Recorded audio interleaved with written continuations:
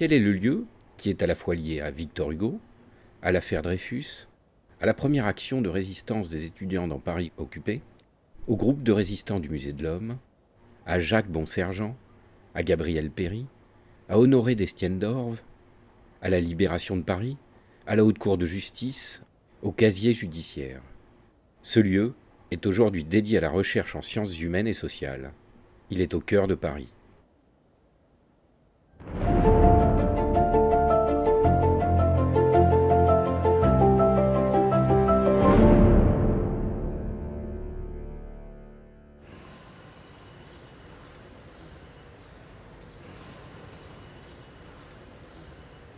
On est à l'angle de la rue du Regard et de la rue du Cherche-Midi. Le numéro 37 était l'entrée de l'hôtel des conseils de guerre.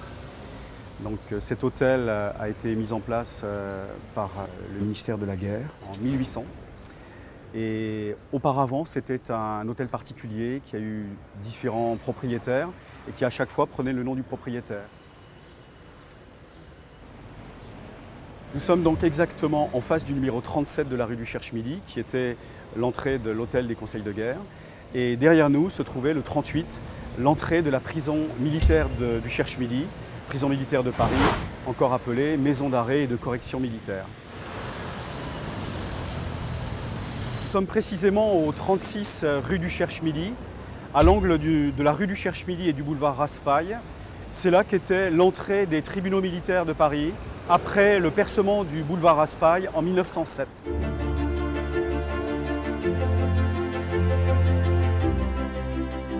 Au 37 rue du Cherche-Midi, il y avait un hôtel particulier qui a appartenu successivement au comte de Hauterive, puis à la comtesse de Toulouse, puis à la comtesse de Verrue. Et cet hôtel, après la Révolution, a été acquis par le ministère de la Guerre, qui a transformé les lieux en hôtel des conseils de guerre. Donc les conseils de guerre ont siégé ici de 1800 jusqu'à la démolition de l'hôtel en 1907. Cette démolition a été rendue nécessaire par le percement du boulevard Raspail.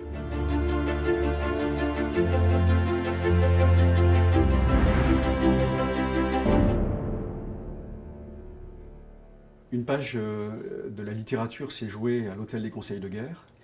En fait, le père de Victor Hugo ainsi que le père d'Adèle Fouché travaillaient à l'hôtel des conseils de guerre.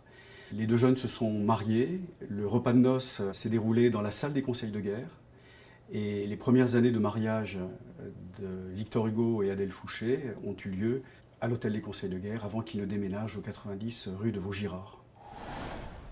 En 1841, à l'hôtel des conseils de guerre est installée une maison de justice militaire en raison de la démolition de la prison de l'abbaye qui se situait à l'angle de l'abbaye de Saint-Germain-des-Prés.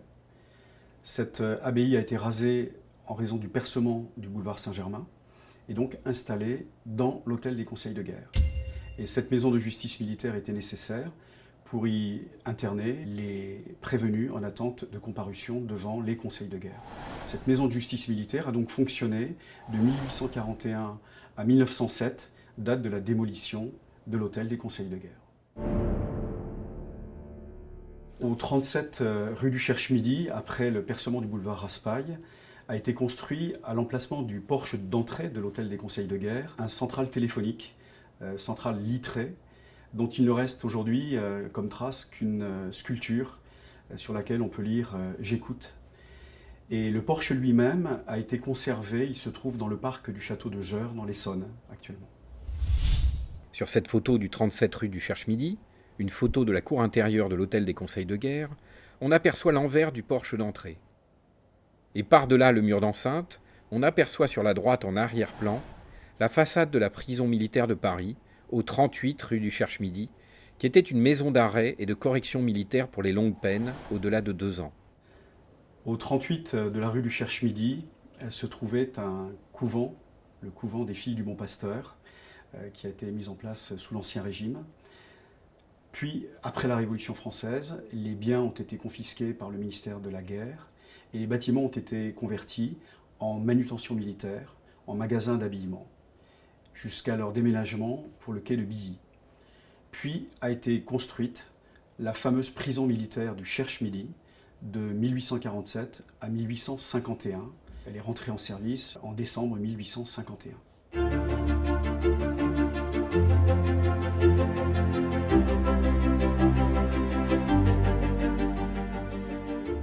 sur ce plan en élévation du projet de prison militaire de Paris, au 38 rue du Cherche-Midi.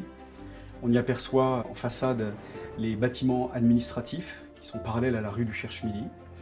Dans ces bâtiments, il y avait également les chambres des officiers et quelques logements de surveillants pénitentiaires. Au premier plan, le porche d'entrée du 38. Ce porche, d'ailleurs, a été récupéré après la démolition de la prison. Il sert actuellement de mémorial à Créteil. Ce projet de construction de la prison militaire de Paris était vraiment novateur. Quand il a été initié, il s'inspirait de ce qui était fait aux États-Unis, le modèle de la prison d'Auburn, qui prévoyait un encellulement individuel la nuit et par contre le jour un travail dans des ateliers collectifs, à la différence du modèle philadelphien qui prévoyait un encellulement jour et nuit. Quand le projet est initié, il n'y a pas encore à Paris de prison cellulaire, puisqu'il faut attendre 1836 pour qu'apparaisse la prison de la Petite Roquette. L'événement qui a sans doute le plus marqué les lieux, la prison militaire de Paris, c'est l'affaire Dreyfus. Le 15 octobre 1894, le capitaine Dreyfus a été arrêté, il a été écroué au 38 rue du Cherche-Midi, il a été mis au secret, puis son jugement a eu lieu devant le premier conseil de guerre au 37 rue du Cherche-Midi, du 19 au 21 décembre 1894. Il a été déclaré coupable de haute trahison, puis incarcéré à nouveau au 38 rue du Cherche-Midi. Il a été extrait de la prison le 5 janvier 1895, conduit dans la cour de l'école militaire de Paris, où il a été dégradé, ensuite remis aux autorités civiles à la prison de la Santé, avant son transfert jusqu'à Saint-Martin-de-Ré, puis sa déportation en Guyane.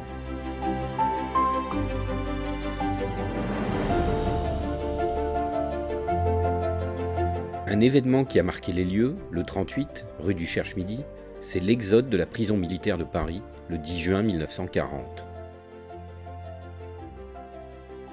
On rappelle, les Allemands arrivent sur Paris le 14 juin, et juste avant, 4 jours avant leur arrivée, le ministre de l'Intérieur, Georges Mandel, décide de replier, c'est le terme, de replier la prison militaire de Paris.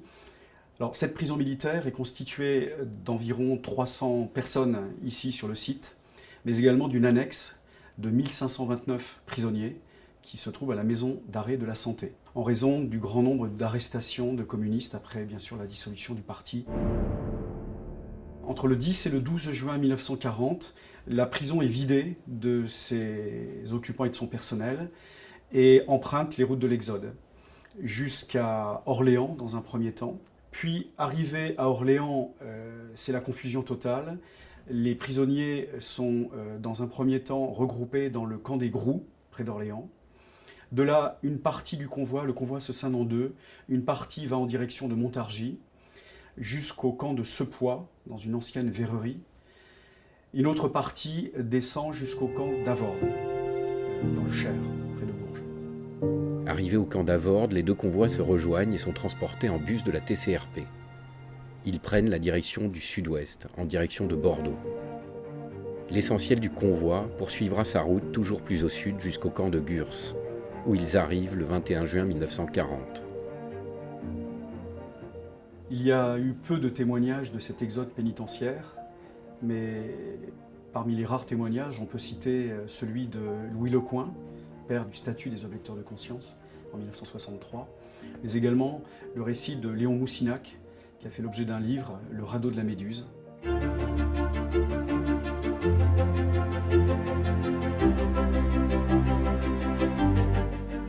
Il existe un petit film amateur très précieux, très intéressant, parce qu'il montre encore la prison sous occupation allemande.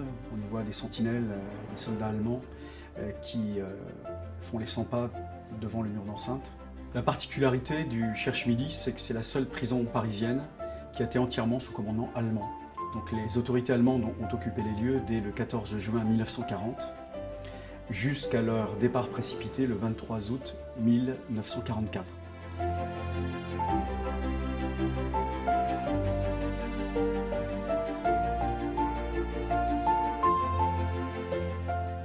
le départ précipité de l'armée allemande qui passe le long du boulevard Raspail.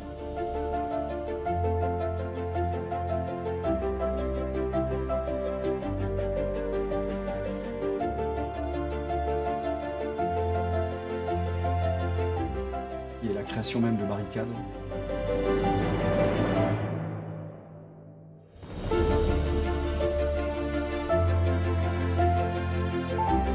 Donc la prison allemande du Cherche-Midi a été essentiellement occupée par des résistants, par des politiques.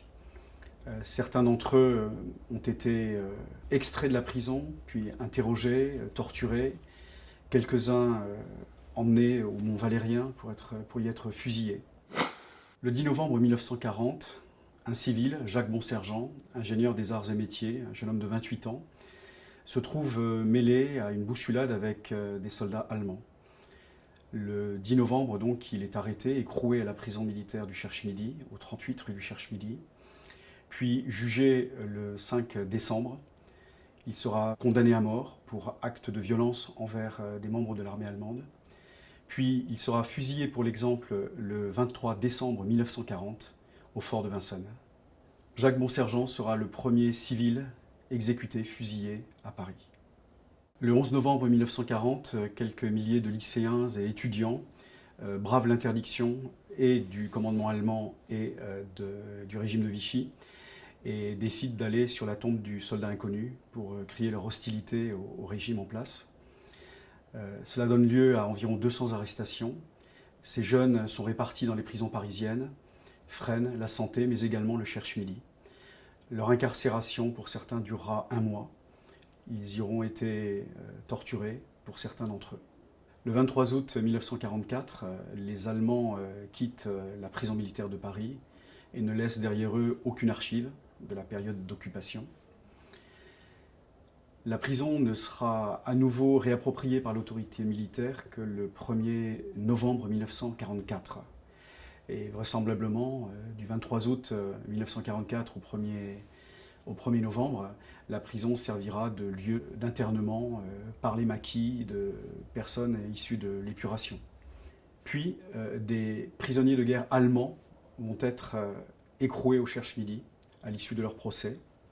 Quelques personnages célèbres, dont Otto von Abetz, gouverneur militaire de Paris, ancien ambassadeur d'Allemagne en France, puis Otto von Stüpnagel, qui sera retrouvé pendu dans sa cellule.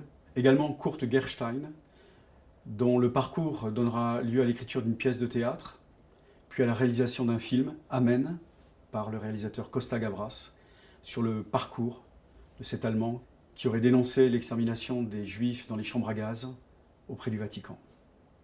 Le dernier procès célèbre qui a été jugé par le tribunal militaire de Paris, ici au 36 rue du Cherche-Midi, c'est le procès du réseau Janson. Ont été jugés des présumés coupables de transport de fonds au profit du FLN, jugés le 5 septembre 1960.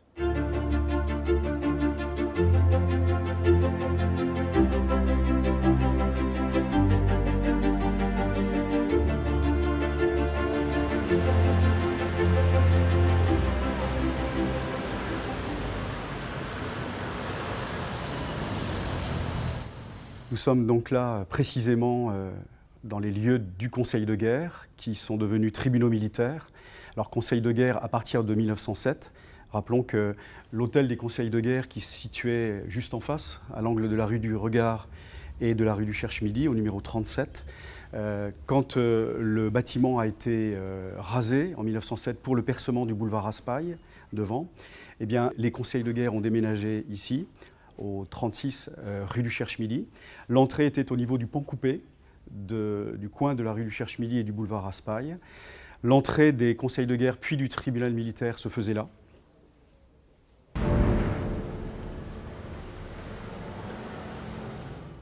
La prison militaire de Paris était donc un vaste quadrilatère.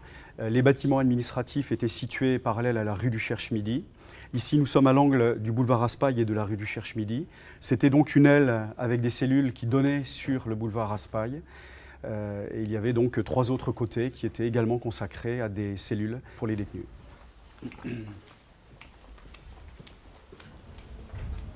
Bonjour.